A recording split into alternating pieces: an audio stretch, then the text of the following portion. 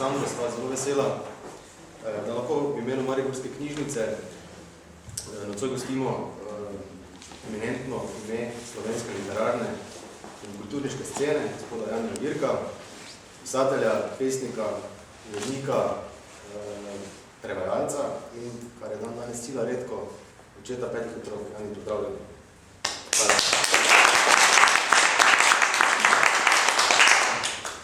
V današnjem pogovoru bomo predstavili zadnji roman Janija Virka z naslovom Kar je odnesla reka, kar je odnesel dim. Gre za zgodovinski roman, ki se dogaja v 13. stoletju, natančneje v letu 1204, v času viteštva, križarskih vojn, graščakov, dvornih norcev, potujočih pevcev. Dogajanje pa je postavljeno v mesto Ptuj in okolico, ki je v tistem času bilo živahno kozmopolitsko okolje. Roman je izšel v zbirki Zapisani v Ptuj kot projekt Evropske prestolnice kulture 2012. Hkrati pa s tem literarnim večerom odpiramo tudi novo sezono bralne značke za odrasle z novim svežim seznamom avtorjev in naslovov, ki vabijo k branju. Mapice pa tako kot vsako leto lahko dobite v vseh enotah Mariborske knjižnice. Zdaj pa se predstavimo v čas romana, v začetek 13. stoletja in poslušajmo originalne verze nemškega potujočega pevca Wolframa iz Eschenbacha, kot jih je baje pripovedoval tudi v bližini naših krajev.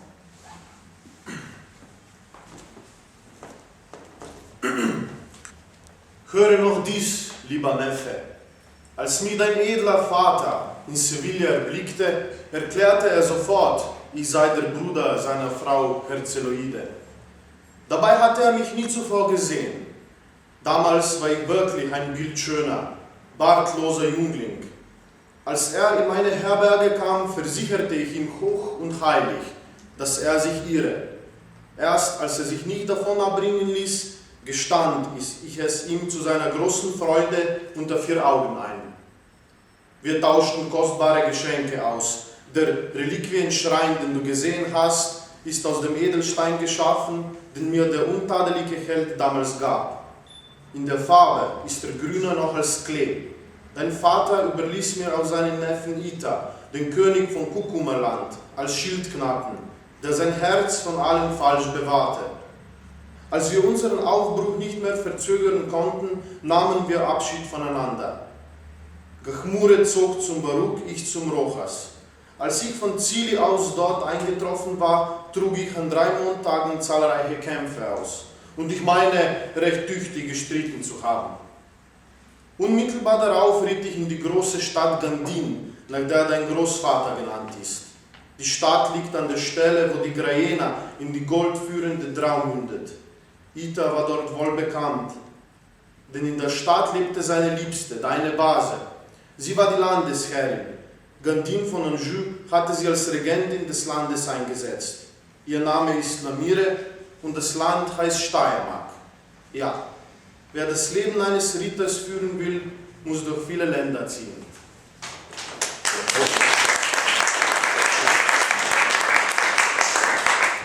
Pravkar smo slišali pasus iz Parzivala, srednjeveškega romana v verzih, ki ga je v prvi četrtini 13. stoletja napisal že omenjeni Wolfram von Eschenbach, eden največjih, najbolj znanih minezengerjev, kakor so trubadurje oziroma potujoči pevce v srednjem veku poimenovali v nemških deželah. Nam lahko kot germanist v slovenščini kratko povzamete te vrstice, ki smo jih slišali? Upam, da sem pozorno poslušal. Zdaj je kolega to krasno prebral. Najprej, če smem bi to povedal, tako zanimivo, ko ste slišali, se omenja Štajerska. Zanimivo je, da v drugem najpomembnejšem tekstu srednjega veka, prve, tvojmo, Božanska komedija od Dante, nek velik nemški epik, pravzaprav najbolj znan, najbolj pomemben nemški epik omenja Štajersko in naše kraje. Zdaj, kolega je prebral odlom, ki govori o potovanju njegovega Gamureta, se mi zdi, po naših krajih, od krajih današnje Slovenije, od Celja do Rogatca, in potem omenja tudi potok Grajeno, ki se izliva v Drago. In zdaj, recimo, tako zanimiv je. Sej topografske predstave ljudi v srednjem veku, pa časovne so bile bistveno drugačne kot naše, ne, in je to že treba priznati. Tudi sam Wolfram von Eschenbach to zelo topografijo zelo meša, ne. Tukaj noter izredno piše, da je rod Parsivala kot centralna mitološka, Parsival je centralna mitološka figura tega je pa o Parsivalu v iskanju grala, vitezih, okrogle mize, ga postavlja v Hajdino pri Ptuju, ne. Hkrati govori, da je Anžujc in tako naprej in seveda že v samem Parsivalu se tudi druge pojavlja kraj njegovega porekla, ne. Sam, gledajte, zakaj ne bi bili mi ponosni na to, ne. Njihova stvar so se drugače razumeli topografijo, ne. To bi vzame tudi pravzaprav motiv, da sem vso to mitologijo povezal, bom rekel, z našimi kraji, da sem jo vpletel v te srednjeveške čase. Torej, povedali ste že, da je definitivno ta Eschenbachov mit isto navdih za nastanek te vaše knjige. Zanimivo se mi zdi, da srednji junak Viljem, oziroma v knjigi primerjate tudi z Parsivalom, mitološkim, mitičnim Parsivalom. Kakšne so te sporednice, ki ima vedno tako? Verjetno so se igral s to strukturo, recimo iskanja, ne? Tudi ta centralni lik je izmišljen. Večina romanov, jaz tako, če preprosto rekel, roman bi lahko postavil tudi kot neko zgodovinsko čitanko, ne? Večina dejstev v knjigi je preberljivih, ali bi se pa saj lahko zgodila v bistvu, ne? To anekdoto, da je Friedrich Ptujski hotel zajeti tega slavnega Richarda Ljubersrčnega, recimo, to je dejstvo, mislim, večina stvari, ki jih navajam, temelji na dejstvih. Ta glavni protagonist, gibalo tega romana, William je seveda izmišljen lik, ne? Je pa tako, če bi ga povezal s realnimi dogodki tistega časa, je sicer izmišljen lik iz spremstva Richarda Ljubersrčnega, ne? Ker je, to počasno, pa ni pa mislim povedal. Morda bi s tem malo kasneje, prav? Bomo prav posebej vprašanje o tem. Ja, v samem začetku vašega romana sicer najdemo odlomek iz Parsivala v slovenščini, ampak če se ne motiva, ta pesnitev oziroma roman v verzih ni prevedena v slovenščino. Ne, ni. No, kako to, da tako pomembno delo, ki ga v bistvu po pomembnosti in po umetniški vrednosti lahko primerjamo z Dantejevo Božansko komedijo, še ni dobila svojega prevoda v slovenščino. In morda, če razmišljate kot germanist in prevajalec iz nemške književnosti, kaj v tej smeri, da bi mogoče sami se lotili tega dela, ne nazadnje je Parsival tudi tema vaše doktorske disertacije, s katero se ukvarjate? Ja, to bi bila seveda lahko ena od možnih ambicij, ne? Mislim pa, da verjamem, da je v Sloveniji kar nekaj germanistov, ki bi to boljše naredili v bistvu, ne? Ampak zakaj še ni? Poglejte, v Sloveniji imamo mi nismo do polnosti razvita kultura, ne?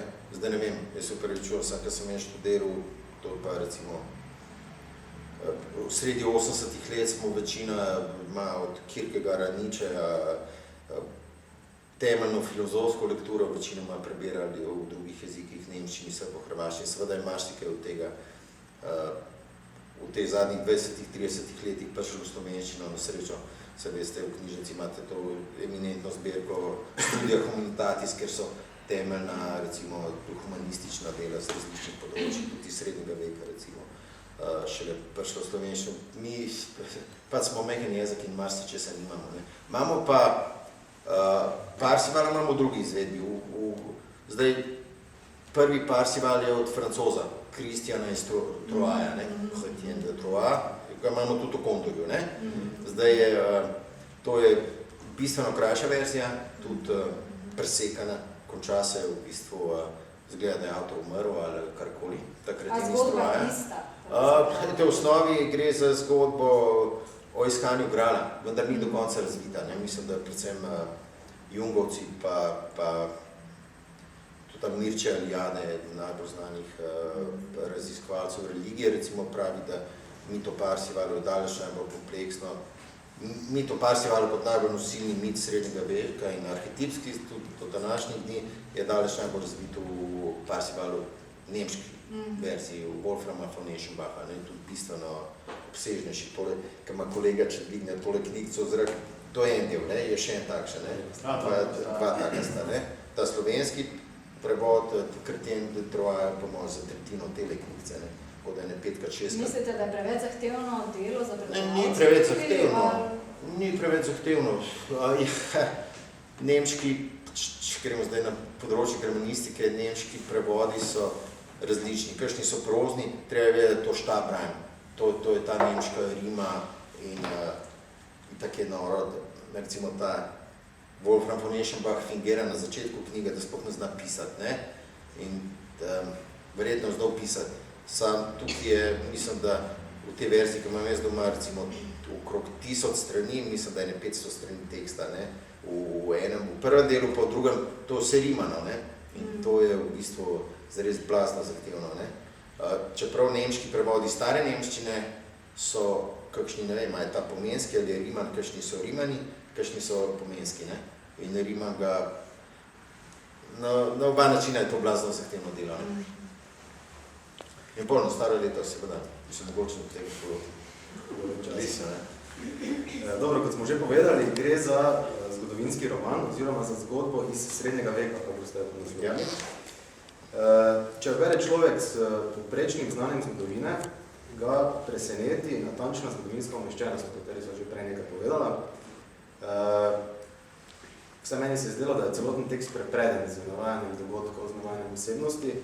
Omenjate križarske vojne v Sveti deželi, omenjate sveto vojno proti Katarom, opustošenje Konstantinopla, omenjate recimo velikane mislece Bernarda iz Clermora, Larda, svetega Avguština, omenjate potem tudi Salzburška nadškofe, ki so pomembni za prav to regijo Štajersko, z cerkvenega vidika, in pa rodbino Ptujskih, gospodov Ptujskih, ki so bili ena izmed 3 rodbin v srednjem veku, ki so nekako bili tisto gonilo razvoja na slovenskem ozemlju. Mislim, da pisanje takšnega dela terja temeljit študij. Zanima me, katere so tista referenčna dela, na katera ste se oprli, ste pisali ta roman? Pa ne, da bi se hvalil, ker mislim, vse to moja bolj privatna zdaj. Mene srednji vek že leta zanima, ne? In tako, če bi se hotel bohati, sem študiral 20 let, zares sem še več, ne? Sam mene srednji vek zanima, mislim, sem že tam konc 90-ih let sem naredil nek dokumentarni film Parsifališče Gral, ne? Tako da mi je bil motiv nek gospod, ki zdaj prodaja sicer tržnico na biotržnici v Ljubljani. Bobnar je bil v nekem bendu, se ne bo povedal, kjeram oglušel je, ker je pač očitno profesionalna deformacija in se začel ukvarjati s to ezoteriko, mistiko. Tako naprej mi je tam sredi 90-ih začel te stvari razlagati. Moram reči, da sem jaz že diplomo z germanistike sicer delal iz Parsivala, ne? Tako da so me te stvari že prej zanimale. In on mi je začel nakladati, rekel pa, ne veš, da je to nastalo nagrado Planina pri Sevnici in sva šla pol tja in takrat, to je bilo v sredi 90-ih, je bila dejansko še neka napol skrhana tabla gor z napisom, tu je Eschenbach pisal Parsivala in tako naprej. In takrat me je to začelo zanimati, so šla malo na Ptuj pogledati, ki je ta potok Rajena, ki se zliva v Drago in tako naprej. Me je že takrat štorija zanimala, bom rekel, upam, v nekih ranih okvirih. Zgolj to se mi zdaj zanimivo, do nekem centralnem srednjeveškem tekstu, pač da so omenjeni te slovenski kraji, ne. Ni jasno, lahko da je res pisal Eschenbach del tega Parsivala v Planini pri Sevnici, recimo to ni dokazano, ne. Neka teorija je, da verjetno je in da je pač kot omaškim krajem pač omenil Hajdino gor, ne. Sam to ni nič nujno, nič dokazano, v bistvu možno pa je, ne. Tako da ta tema me je leta me itak zanima, ne, ne vem zakaj, ne vem, neke korelacije čutam in pač mogoče, ali še moj glavni motiv to, da so me narobe vzgajali v šoli, ne, nas so skozi učijo, renesančni človek, svetlo človek, orka, levo, desno, da že če te stvari omenimo. Ta visoki srednji vek je bil eno zelo svetlo obdobje, ne.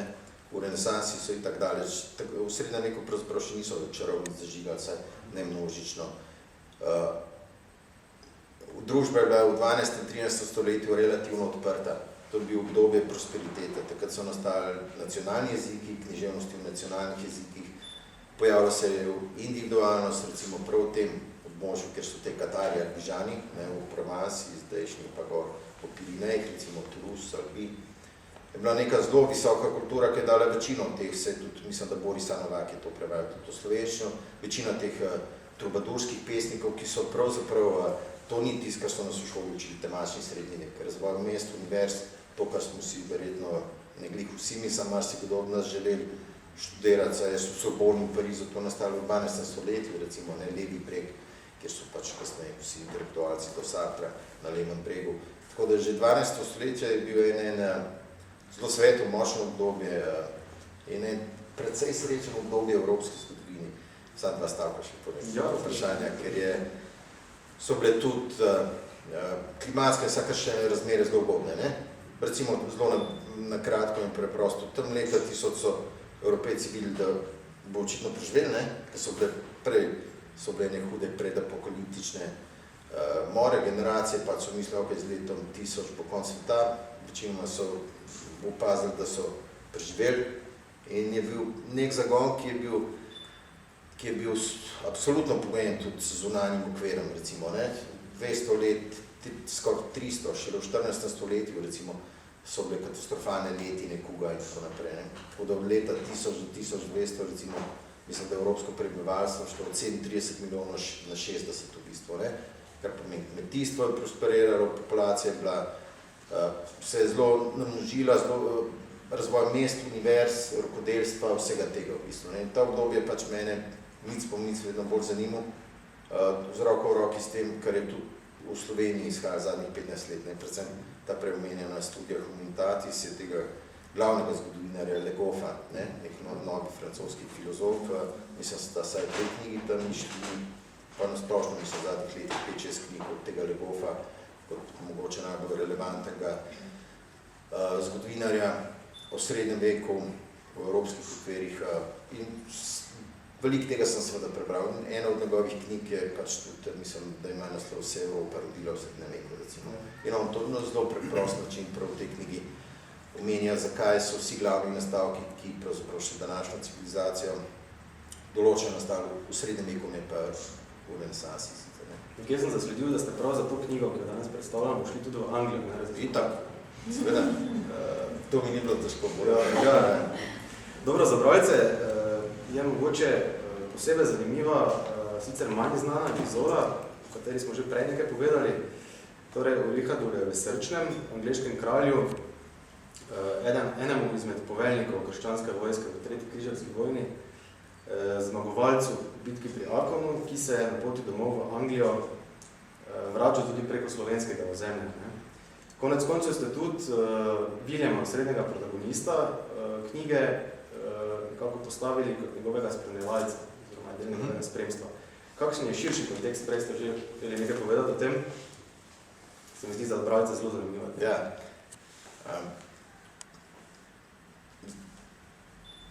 Zgodovina govori, da je to tretja križarska vojna.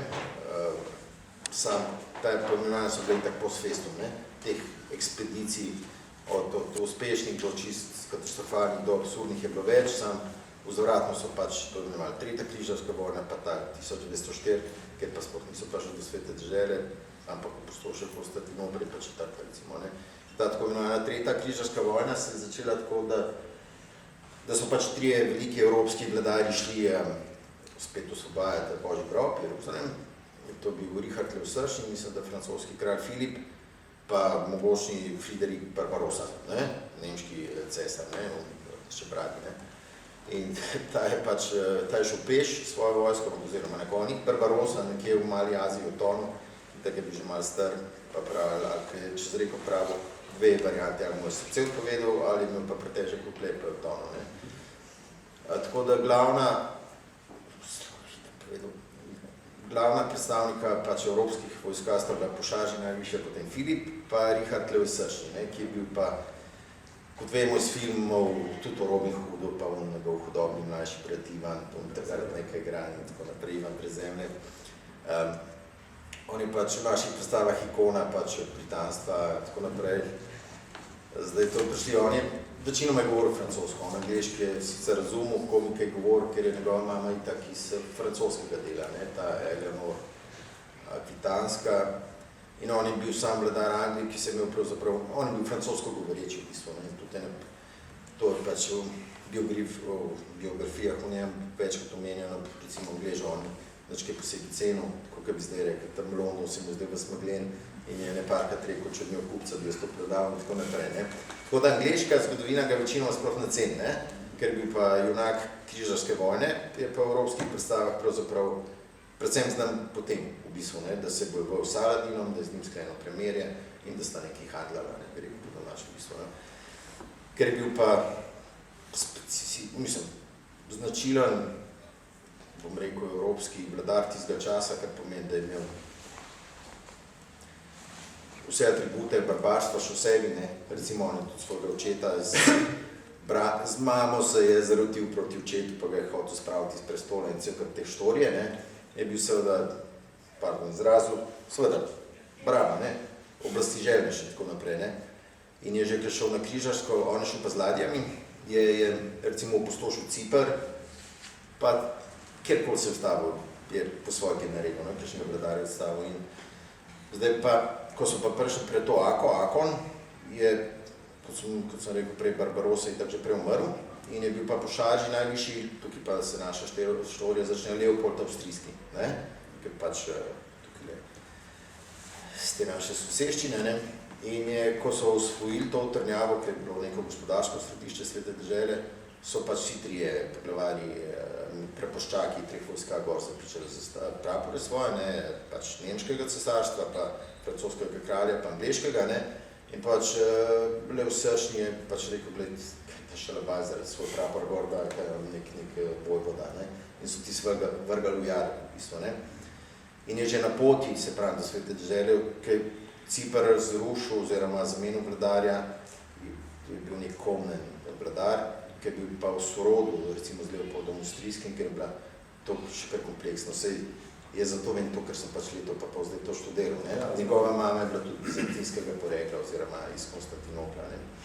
In skratka tudi ta, ki ga je odstavil v Cipru, na Cipru je bil sorodnik od Leopolda Avstrijskega in tako naprej. Pa ne čakal dveh bratov Goriških, ki sta bila, zdaj pa hitro povedal, zakaj je to pomemben, ko sta bila pač vladarja te goriške dežele, je dal tudi on ubiti v Sveti deželi, recimo ne Richard. Skratka, ko on slišal, da je Primorci bi rekli Kažin v njegovem kraljestvu, je videl, da mora iti pač, da mu sicer dosti v redu mu je bilo, se je tu zadnji od poglavarjev vrnil vračal iz Svete dežele, samo je videl, da mora delati red v Anglijo, ne? Ker mu je ta Ivan Brezemne pač mešal štrengi, no. Je imel pa, zato sem pred zgodbo povedal, na celem tem ozemlju, kontinentalnem, je imel pravzaprav nasprotnike, sovražnike, ne, razen gor v Akvitaniji, kako bi rekel, vzhodni del Francije. Torej se vračal čez sovražno zemljo. Tako, in se mogel vračati, on jih menda je hotel je do Zadra, da bi prišel do Saške, ker je bil pa Henrik Levi, Henrik Levi je bil pa, da se pa boril za oblast s Friderikom Barbarosso za nemškega cesarja. Ja, tako. In čeprav sta bila bratranca, sta imela vroče mrzlo, ne. Tu pa tam ga je hotel spodnesti, mu ni uspel, pa se ne dvakrat, mislim, da zatekel Anglijo, ne. Tako da je bil pa zaveznik kot Richarda, no. In zdaj pa zelo hitro. Hotel se je vrniti do Zadra, pa je menda, ne. To ni preverjeno, ne. Sam piše zgodovinarji, da je verjetno hotel pristati pri Zadru, pa je pol čez ozemlje obral na Saško in tam v Anglijo, ne. Ker so bili pa neki vihari, pa seveda nisem imel teh naprav, kad danes ga je pa zanesel do Ogleja, kjer je doživel brodolom in se vračal čez ozemlje goriških grofov, mislim, da Meinhard, pa tako dva sta ta brata, in sta ga že one dva hotela zajeti, ne. Pa jim ni uspelo, pa mislim, da sta 8 ljudi iz njegovega spremstva zajela. Naslednji je bil na vrsti Friedrich Tujski, ki ga je nekje pri Brežah, to nek Frizah, na pač ozemlju današnje tako, ne, Avstrije, ga je hotel zajeti, tako da ne, da bi korigiral sem. Vprašanje, če šel čez ozemlje današnje Slovenije, ne. Mislim, da je šel širšo, ja, no, to v bližini, tako, ne. pa mu tudi ni uspel, je pa zajel, mislim, 6 ljudi iz njegovega spremstva, med katerimi so bili tudi templari, to je znano, ne. Pol ga pa dejansko šele Leopold Avstrijski zajel gor malo pred Dunajem in ga zaprl na grad Dürnstein. Torej iz tega drugega vala zajetja izhaja tudi še dan. Tako, ne. In moja štorija je štorija o človeku iz spremstva Richarda Lustršnega, ki ga je Filip Ptujski zajel, pripeljal na Ptujski grad, kam je v ujetništvu dobro, mislim, leto in pol, ali pa še več. In tukaj se začne moja štorija v bistvu. No, predlagam, da slišimo odlomek iz knjige, v katerem se William, osrednji junak romana, o poslušanju nastopa frankovskega potujočega pevca Wolframa v Rogatcu, kjer so bile viteške igre, istoveti s Parsifalom, junakom iz pevčeve pripovedi.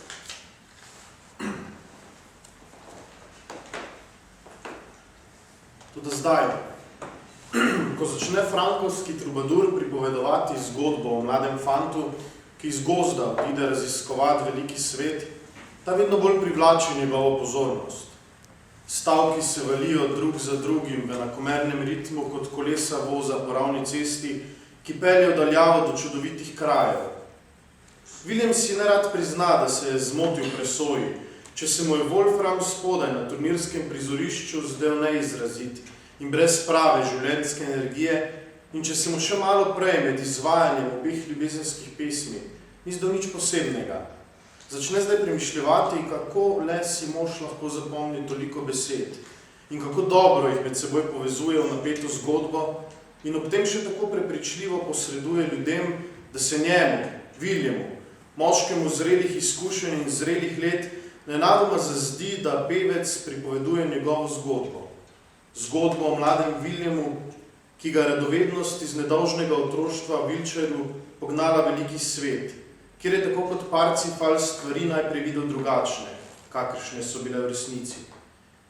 In je zato njegovo življenje zatemnil velik, težak oblak, pod katerim se je leta in leta dušil in ni več našel izhoda, kjer bi še lahko s svojimi očmi videl svetlobo. In se zdaj v zadimljeni dvorani Rogaškega gradu nenadoma počuti, kot da je skupaj s frankovskim pesnikom skozi besede prehodil le del te svoje življenjske poti. In je zdaj skupaj z njim nasledi čudoviti ribi, ki se skriva v globokih tolmunih njegove duše in jo ta pevec zanj z besedami vleče proti površju, da na njo pada svetloba sonca in se njene luske zlato zalesketajo na površini. In če se mu je prej pevec zdel nekako bled in šibak, zdaj čuti, kako iz njega prihaja ta moč in trdnost, trajnejša od železa. In Wolfram se mu svojo lutnjo pred glavno mizo nenadoma zazdi visok in trden. In tako z besedami okrog sebe v krogih širi mano, s katero se hranijo svetovi silnejši od tega, v katerem živi sam. Ko Wolfram konča svoje izvajanje, se ponovno za hip ozre proti mladi Zofiji in z lutnjo odide nazaj na konec mize. Marsikatera od žensk v dvorani si briše solze, večina moških je zadovoljnih, da je trubadur končno nehal s svojo pripovedjo in jih odrešil negotovega premišljevanja, kaj hoče povedati zgodbo, v katerih je zares vznemiril samo tisti del, ko mladi junak pride do šotora, v katerem je brhka ješute in v odsotnosti njenega vrlega viteza vzame poljub in še prsta. Vznemiril, ker bi kaj takšnega večinoma radi naredili tudi sami. Po drugi strani pa vznemiril, ker bi se lahko kaj takega med njihovo odsotnostjo dogodilo tudi njihovim ženam.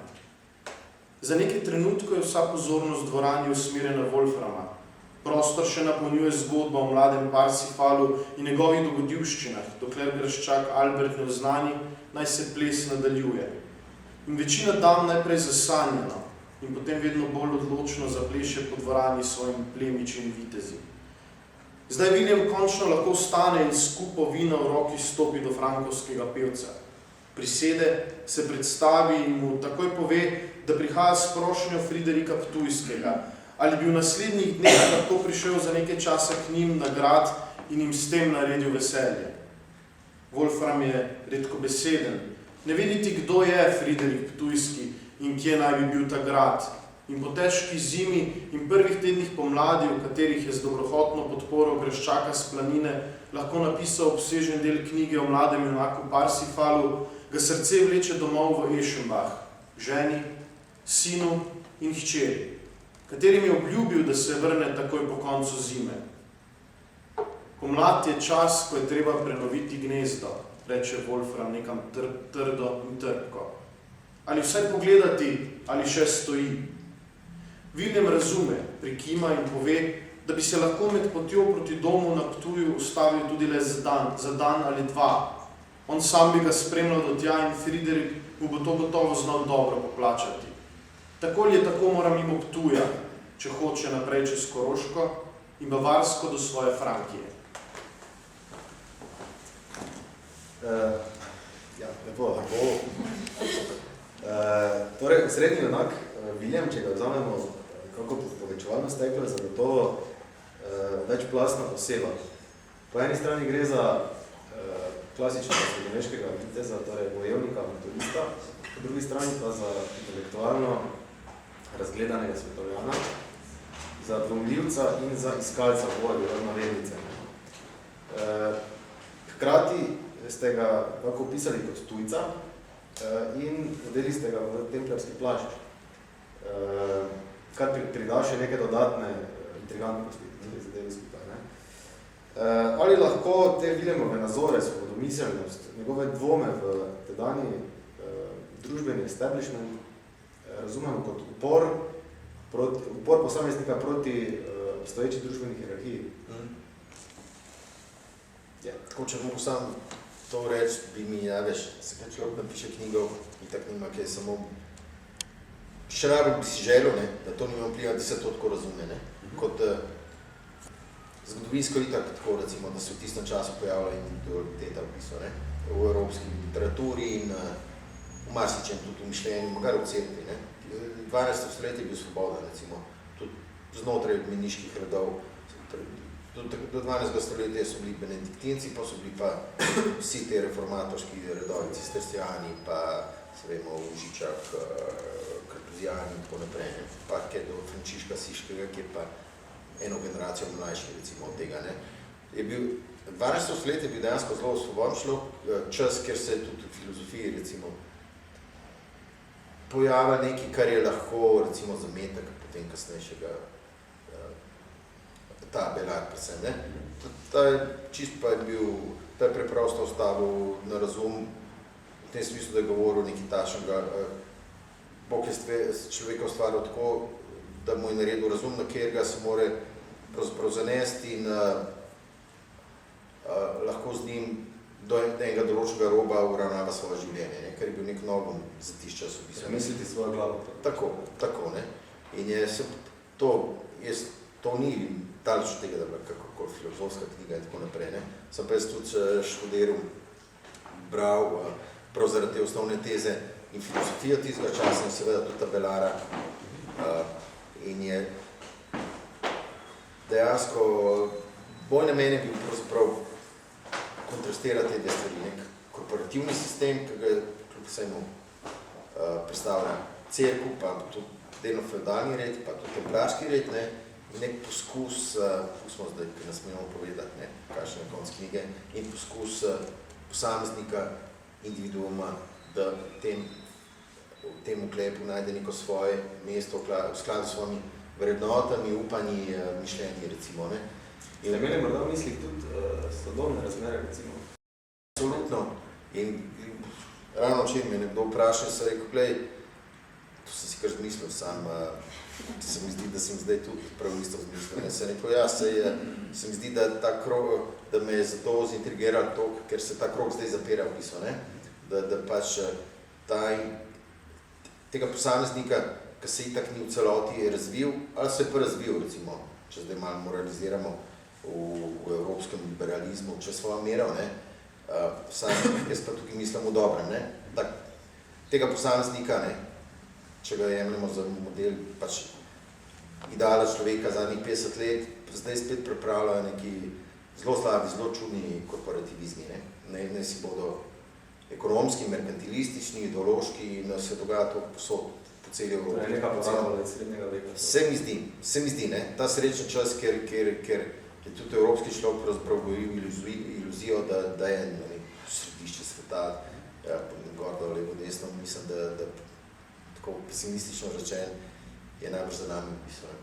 Moram reči, to je čisto moja osebna stvar, sam ne sem rekel. Mi ni bilo v redu, no? Mi ni bilo v redu, da se mi je to dvoje poklopal, ne, se mi pa je opisal, ne, pardon, se hotel reči nekaj v koncu romana, pa ne smem, sam ne, mi je dejansko res ta paralela opisal, ne, in se mi zdi to eno osnovnih vsi, se pravi, jaz niti ne smem preshoditi v tem sam prav to, ne, spopad ali pa saj dinamika med posameznikom in neko korporativno družbo s vsemi svojimi slabimi stiskami. Tako, ne. No, na drugi strani je pa še en glavnih junakov, resnična oseba iz tistega časa, Friderik III. Ptujski, ki pa je v vašem romanu predstavljen vse prej kot en mogočen, vpliven vladar, vsaj tako se zdi, naprimer je dober in pokleven kristjan, je preveč popustljiv do svoje žene, potem je pod vplivom svojega podložnega Bertholda, ki mu meša glavo s njegovimi spletkami, povrhu vsega pa še šibkega zdravja. Zdaj, kolikšen delež njegovega lika je pravzaprav temelji na zgodovinskih dejstvih in koliko je fikcije? V bistvu je razen nekih njegovih akcij, kot poskusa zajetja Friderika, pa nečesa, kar je mogoče del legende, ne, ni prav, da zgodovinarji slovenski večino prav, da to ni res, da bi križarski red, nemški križarski njemu pomagal v svoj del zemlja, Ogrov, ker je zdaj velika nedelja, ne. Čeprav je možno, ker takrat je bil reče ustanovljen, ne. Sam to so, ta dejstva so preverljiva, ne, pa njegova brata in od njih je pol postal, mislim, da naš škofov v tej Krki, Burgu, ne, Koroško in tako naprej, ne. To so preverljiva dejstva, njegove psihološke značilnosti so mogoče, tako fair rečem, krivične do zgodovinske osebe, ne. Sam sem ga pač hotel... A ste namerno potem to... Hotel sem ga prikazati kot, recimo, bolj tipičnega germanskega plemiča, ne, on je bil Bavarc, ne. V bistvu kontra Viljemu, Ja, glede na to, da je bil Viljem toliko svobodomiseln in to pa potem tisto pohleven kristjanito. Mogoče ni, v tem smislu ni, mogoče ni zgodovinsko korektno razvita oseba, ne. Njegova, ta nek preverljiv okvir, ki ni zelo, se če berete to, kar so na Ptujskem gradu izdali, v njem piše pač par stavkov, ne. V njem se ve, da je bil pač tretji iz te linije Friderikov, ne.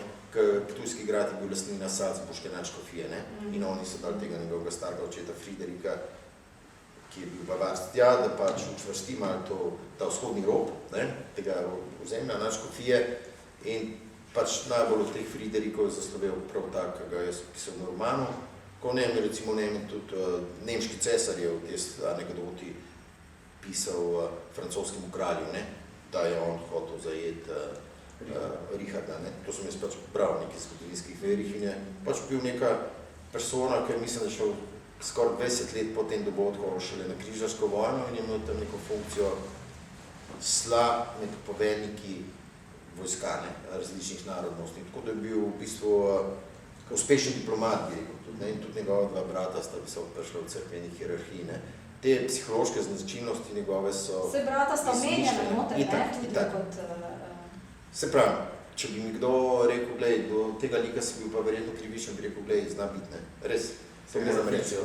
Gre za fikcijo, je pa dejstvo te najslabše lastnosti je imel pa ta njegov Berthold, ne, tako da te plemiče, dejansko so bili pa te evropski plemiči večinoma barbari, seveda, ne, to so bili vojaki, ki so se pač v skladu z nekim kodeksom povitezili, ne, sam, kot vemo, se pravi, že kako so Bizancu, to je spet druga tema, ne.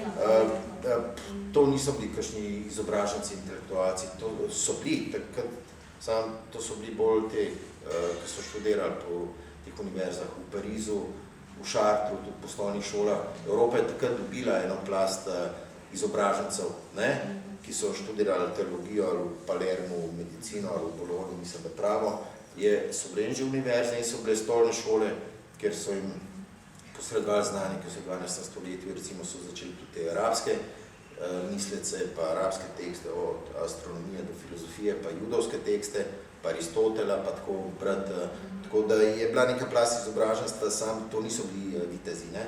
Te grščaki so bili večinoma seveda nepismeni, oni so bili res bojevniki za kulturo dvora, kar je že skrbela, večinoma vsemu so ženske skrbele v bistvu, ne?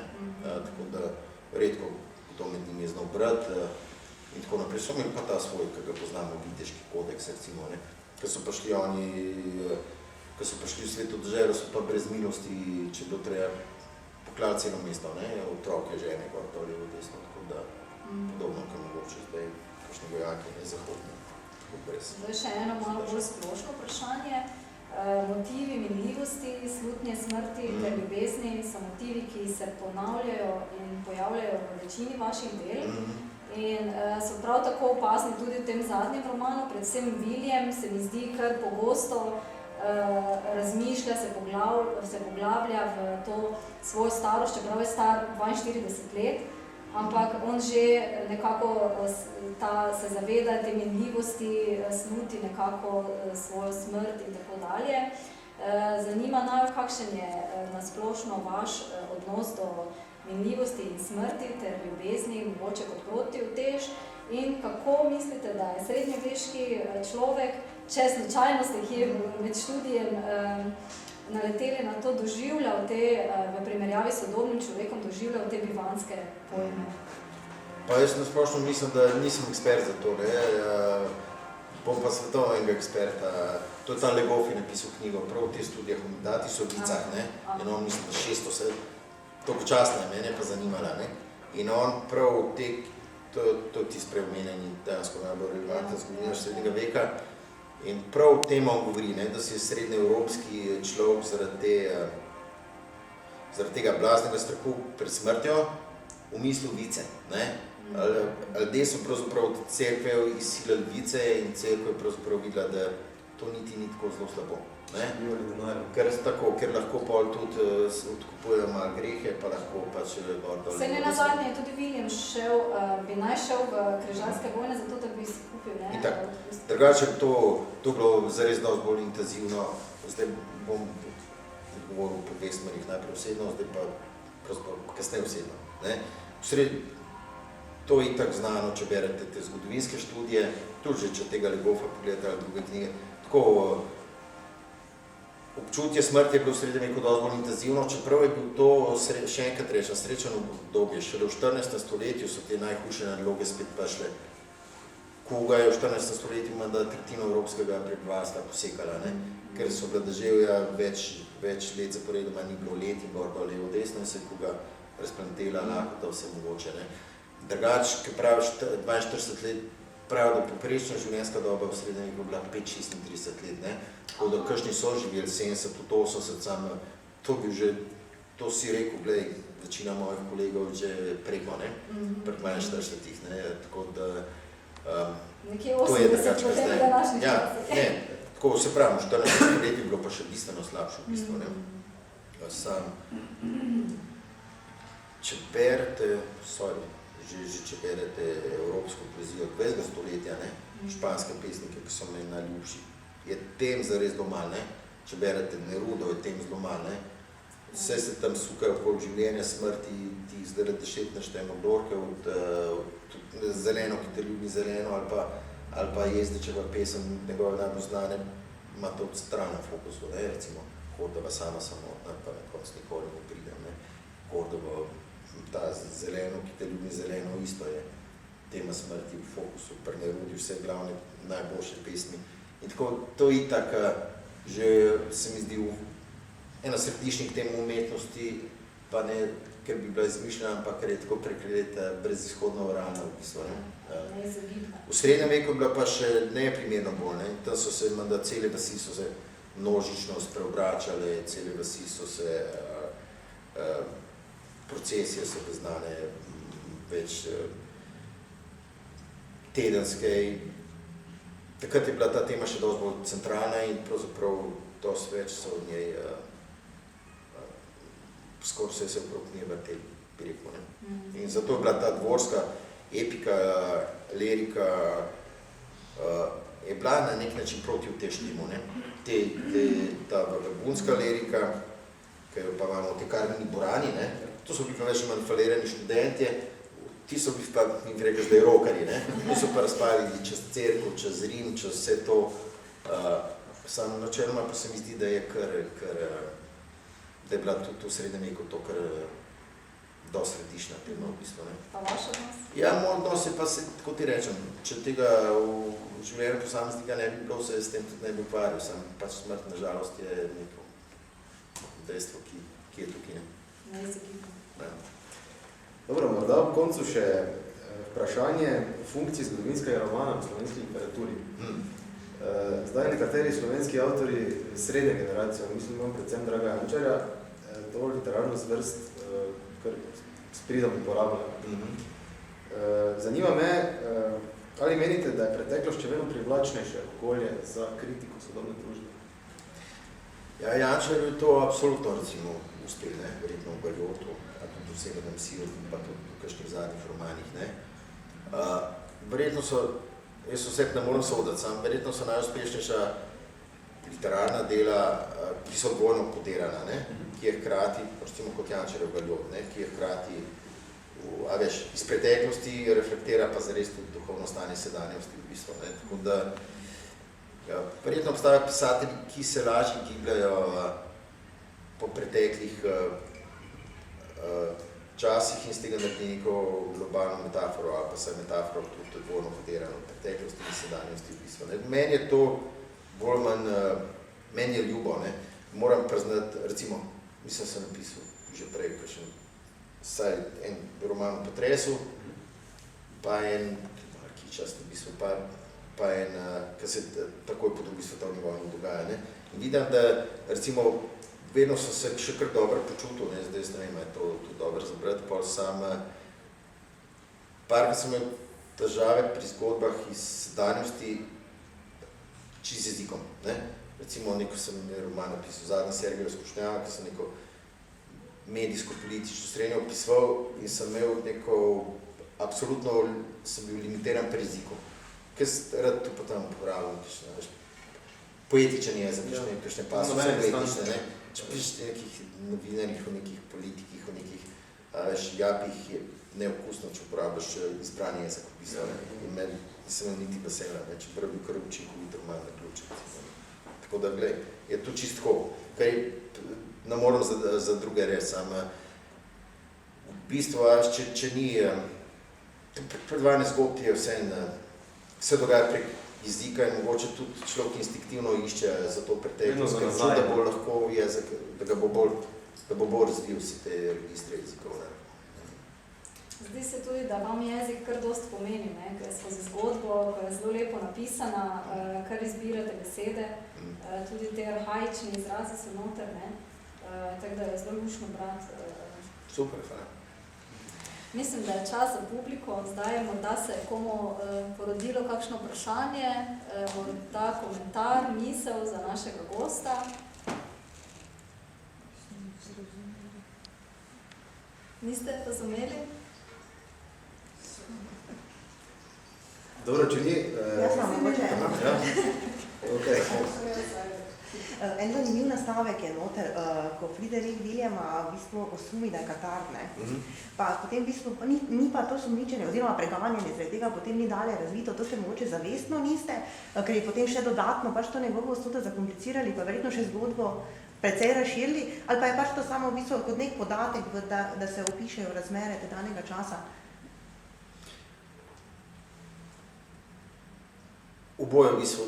Takrat enkrat je začela cerkev s pomočjo seveda svetnih vladarjev zelo močno preganjati katarstva, ne. Takrat enkrat se je zgodil, mogoče je bila glih to prelomnica tam 1904, ko so šli na Križniško vojno in se pravi, namesto da bi šli osvobajati Božji grob pa Jeruzalem, so res potokali Konstantinopel, ki je bil dosti bolj razvit kot evropska mesta, ne. Čeprav Pariz je bil že takrat razvit, sam takrat je bil Bizanc, Konstantinopel je bil v bistvu središče sveta, v bistvu v tem smislu, ne, najbolj sofisticirano, najbolj, ne vem, razdeva higieno, pa kopališča, pa vse te stvari, pa do zelo telesnih učitkov in tako, ne. In zdaj tako, ne, zgodovinari pravijo, da takrat enkrat so se tudi se Evropa odločila, cerkev pa francoski kralji, ne, ki so večinoma kljub vsemu prispevali največ teh vojsk za osvobajanje svete dežele, ne, da je treba križarsko vojno obrniti navznoter v bistvu in v Evropi navznoter in noter v človeka. In takrat so začeli preganjati evropske herezije, ne. Ker recimo Katari, to, ko sem prej govoril, ta turbadurska lirika se je najbolj razvila v območju Katara v bistvu, ne, tam v Provansi pa se pravi gor do Toulousa, v Pirinejih pa do Albija, ne, zdaj so to Albižani se reče, ne, mislim, Francozi mi reče Albižani, potem mesto Albine. In zato sem jaz to, kaj noter to mastil, ker takrat so že govorili, aha, tole je katarstvo, tole pa ni v redu, tole je treba potovči gor in dol, tega pol nisem posebej razvijal, ne, sam recimo, ker so Mosul katarstva podtaknili, ne, da je Katar pač je to postopovod pol, da so ga začeli preganjati v bistvu, ne, tako približen. Sem jaz nameraval narediti. Še kdo? Ja, mene pa zanima, koliko je lahko fikcije, koliko se lahko avtor privošči fikcije, da je roman še drugo zgodovinsko, da se vršče zgodovinsko. Meni se di, da to, da se vse pol bere, kot da bi se lahko zgodilo, ne? Zdaj, če človek, mislim, zgodovinska dejstva je tako samo do ene mere lahko poštevaš, recimo za tega glavnega protagonista, ki dejansko ni glavni protagonist, en glavnih, Wolfram von Eschenbach, ne, ki je preverljiva zgodovinska osebnost, ta preprosto, če najboljši nemški pesnik srednjega veka, ne, za njega je zelo malo znano, ne ve se, ker je bil z nižjega plemstva, se ne ve se, kaj je napisal, ne ve se niti, a je sploh, ki je študiral, se pravi, on fiktivno, se to je zanimiv, ne, on bil frajer, na začetku tega je pa prav, se sploh ne znam pisati, pa itak mene to ne zanima, jaz sem zares, on bi rač videl, da je Vitez, ne, da ga cenijo kot Viteza in tako, ne, ne ve se niti, a je bil na križarski vojni, ne, jaz sem pač šel v ta Eschenbach, ker je on rojen, to se ve, najprej sem mislil, da je to nek Eschenbach gor, mislim, da med Dresdom pa Berlinom, ali kako že, zares je pa tam od Nürnberga gor, ne, to so kasneje ugotovili in tam je zdaj njegov muzej, pa vse te stvari, sam se zelo malo v njem ve, da je imel očitno ščipa sina, ker v večjih knjigah to menja, da je bil zelo odprt, da so ga zanimali recimo dragi kamni, pa pač, da je verjetno kar dosti potoval po Evropi, ker je te kraje omenjal tudi z področja Balkana, tam piše sicer, ne, so pa sam slovenski kraj noter in tako naprej, tako da, a veste, tudi o Frideriku, kaj zelo velik ni znanga, recimo, ne, Ptujskemu, ne, so ta neka zgodovinska dejstva, ja, kaj več, mislim, da je bila žena Matilda, se ve, da je imel brata mlajša, ki sta bila kasneje uspešno v cerkvenih krogih, sama, zdaj, se pravi, jaz sem želel to tako napisati, da je za koga lahko tudi skoraj kar zgodovinska čitanka, ne, so nekaj dejstev je, ki najbrž niso res, ne, lahko bi pa bila, ne, recimo se pravi, to, da je osvobodil del zemlje s pomočjo nemškega križarskega reda, to večina slovenskih zgodovinarjev pravi, da ni res, ne, čeprav so najprej trdili, da je, samo gledajte, je možno, ne, in to, da je napisal, recimo, da je pisal del tega Parsivala na Hajdini, na planini Parsevnici, to je možno, ne, tako, ker sem bral te vere, verjetno ne sicer, ne, dejstvo pa, da te kraje poznal, ker jih je omenjal v svojem, zdaj pa vprašanju, kakšen kompanjon povedal, verjetno celo čez potoval, možno tudi, da je pisal na planini pri Sevnici, ne, sam se ne ve, je res, a je bil tisti človek res toliko bogat, da je bil lahko njegov mecen, ker je za eno knjigo, spremenjeno, je bilo potrebnih 25 do 30 govedi, ne, kar je bil cel premoženje takrat, recimo, ne, ker so iz te goveje kože delala, veste, te pergamentne liste, ne, in tako naprej, tako da tisti ni bil, v tem smislu ni bil čas prosperitete, ne, ta človek je zelo težko najdel enega mecena, da so mu to knjigo pol napisali, ne, ker, veste, to so bili pač malo lovci, malo to, malo tisti, mislim, te grščaki, ne, in največ kapitala so dubali, če so šli na križarsko vojno, pa tam opustošili kakšno mesto, ki je prevlekal, ne, kakšno zlatnino gor ali bo desno, ne. Še eno mogoče. Lahko še eno? Naprimer, to, ko ta Parzival je taki priljubljen motiv bil, ne, v takratni poetiki, pa ste prej omenili, da je še ta Francoz Nešren Detroit, kakorkoli se izgovori, je tudi v njem pisal. A tudi kaj o poreklu, naprimer, von Eschenbach je dal Hajdino, ne, po poreklu. Ja. A on Detroit nič ni po poreklu. Ne, ti se verjetno Anžujc, ne, iz Anžuja, ne bi bil Parzival po tem Francozu, ne. Zdaj, Parzival je tudi Wagner, ne, tisto popolno, germansko, ne. Še to rečem, no, ta Parzival, od vas, ki je Junga bral, ne, tega psihoanalitika, učenca od Freuda, da Jungovci pravijo, da ta mit o Parzivalu, iskanju grala in tako naprej, najbolj konstitutiven pa arhetipski mit za novodobnega človeka v bistvu, ne. To, da junak pač išče nek, verjetno, gral smisel življenja, se temu reče, kakorkoli, ima svoje poti, pač to najde ali pa ne najde, ne. Jungovci pravijo, da, mislim, no, Berte Junga, da ste bili. Sam je na nek način, zato je mene vedno najbolj to zanima, kot nek arhetipski mit, ki ga pa spet navajam, mislim, ni ga dobro preveč dobesedno imati v bistvu. Sem bil tudi, slučajno smo priložnost 2 meseca nazaj v Valenciji, pravi, da imajo branje, pa sem šel gledat to, pa slučajno je bila tam tako čisto gana, veš, je bila v eni kapeli, Maša so bili, pa tako, ni izgleda nič kičast, so bili, izgleda, cel Faran je bil, verjetno ali škof ali pa župnik, pa cel kup, meni 15-20 duhovnikov, sem imel tam Mašo, ne, pa sem malo kupil teh prospektov, pa to še rekel, glej, to pa ne morate, prav ne, to mi verjamemo, to je za nas gral, ne, in taka skodela mehna je, ti se manda res tam iz obdobja okrog pač Kristusovega rojstva, in spodnji del je pa pač iz 60-70 stoletja, ne, sem rekel, kaj to za vas pomeni, neč, gral, to je to, ne, in ga čestimo, ne, in je, zdaj pa več zelo delikatno govoriti, a je to res predmet ali ni. Jaz se temu tudi v romanu zelo izogibam, ne. Nekaj preseženega, nekaj po mojem nematerialnega, ne. Se veste, eni pravi, da je to posoda, kjer so Kristusov kri nalovile, eni pravi, da je to dokument, ki dokazuje, bla, bla, bla, da je šla Marija Magdalena v Evropo, pa da je njena, ne vem, maternica, to pa da je Kristusova linija prek njega šla v Evropo, pa tako naprej, ne.